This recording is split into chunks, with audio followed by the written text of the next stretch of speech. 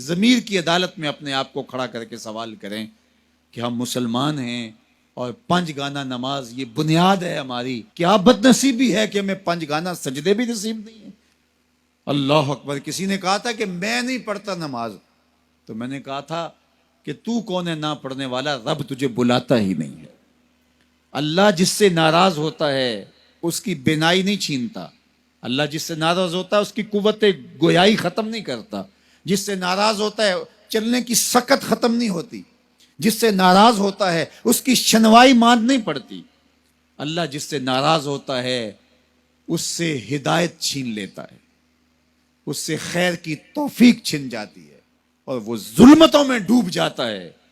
مکر، فریب، سازش، جھوٹ، منافقت، بدعملی، بدترین رویے اس کی زندگی ہوتی ہے، اور وہ اس پہ مطمئن ہوتا ہے کہ ٹھیک ہے میں جیسے زندگی گزار رہا ہوں، میں چالاکی سے لوگوں کو بیوقوف بنایا ہوا ہے. یہ اس کی بربادی ہوتی ہے، یہ رب کی ناراضگی کا سبب ہے.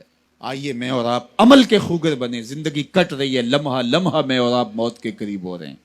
اس سے قبل کہ سانسوں کی لٹکتی ہوئی یہ ڈوری ٹوٹ جائے اور یہ 6 فٹ کا کدے رانہ مٹی کا تودا بن کے زمین پہ گر جائے، اس سے قبل مجھے اور آپ کو اپنے عمل، اپنے رویے اور اپنے طرز زندگی پر غور کرنا ہوگا. تو آئیے ہم اپنی زندگی کو نور و نکھت اور روشنیوں سے مالا مال کریں. دنیا آخرت کی بہاریں اللہ ہم سب کی روحوں میں اتار دے.